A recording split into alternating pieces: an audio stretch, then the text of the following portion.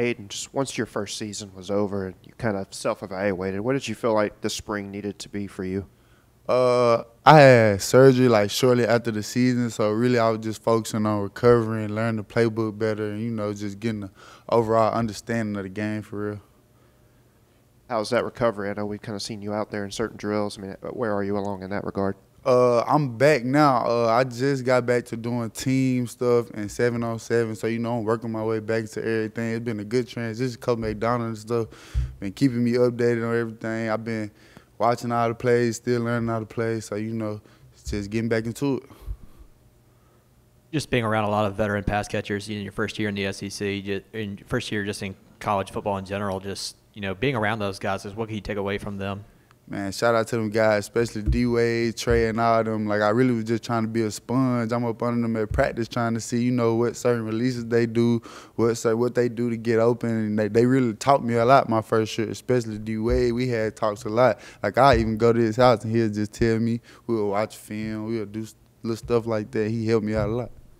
With you and Centurion coming in as the top two players in the state of Mississippi in y'all's signing class and all that, was there a little bit of pressure to perform, just right away or then, but you figured the way that Lane's kind of built the team in the portal is just kind of a run-your-own-race type deal? Yeah, this football, so, like, once them lights come on, you got to play. And, like, as soon as I got here, they was like, don't feel no pressure. You're a freshman, go and learn. But, they did a great job of just, like, preparing me. And I feel like I got a lot of good experience in the reps I did get in the game this year. Said you had a off-season surgery. Just when did you kind of suffer that, or what part of the season?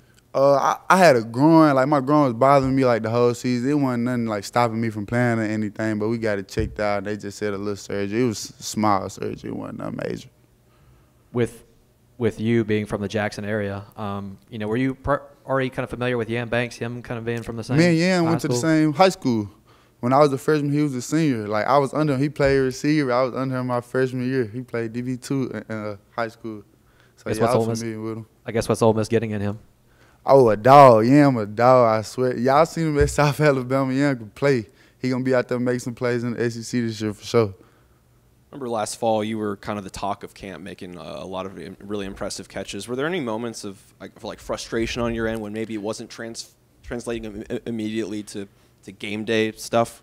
At first it was. I was like, just itching to get out there and really show what I can do. But it was really like, all right, so I'm not out there right now. Like, what can I learn? What can I do to prepare myself from next year when I do get my opportunity?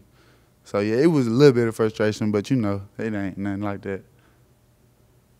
Is it like seeing Caden kind of take that big step towards the end of the season and how he kind of shined in that? Oh, man, Honeycomb, he stepped up. When J.Y. had the injury, he stepped up. Like, he ain't had no problem. Man, Honeycomb, that's my guy. Like, he really did step up, and he balling right now. So it's really exciting to see. I love when my guys doing good because, when the whole room doing good, everybody in the room want to, show what they can do, show their skills and stuff like that. So, it just bring more energy to the room. You call him Honeycomb? Oh, yeah, that's his nickname, K Honeycomb. Yeah. I guess, were you always a Mississippi native? Oh, growing yes, up? Originally from Mississippi. I guess, did you grow up in kind of an Ole Miss or Mississippi State household or anything like that? Nah, not really. It was really more Jackson State for me because that's like was in my area. That's what I heard a lot about. But like as I got older in high school, I started learning about the Egg Bowl and like the rivalry and the history behind everything and stuff like that. Everybody good? Any more questions? Ayden, what's the mindset for you right now after still a lot of veteran guys in that wide receiver room? Just kind of where's your head at with what your role is going to be this year? Really my role come in and compete. I mean, I understand there's veteran guys in the room. I'm still going to learn from them. But at the end of the day, like, this football, so we all competing to get out there on that field. My mindset is one track, get on the field. I asked Caden this last week. I'm curious, I think some other people in your position maybe might be tempted by the transfer portal with all those veterans. Why weren't you? I actually had to talk with Honeycomb about that too, because you got to realize, like, stuff we learn in here, like, it's really like the NFL. So, like, with guys coming in, it's going to be like that when we go to the next level. So, as long as we stay here, learn everything we need to do, compete here, when we get to the next level, it's going to be, like, no problem. Like, guys coming in and out, that don't worry me. As long as I put my work in, God going to take care of the rest. You don't have to answer this, but my curiosity's killing me. Why did Honeycomb become his nickname?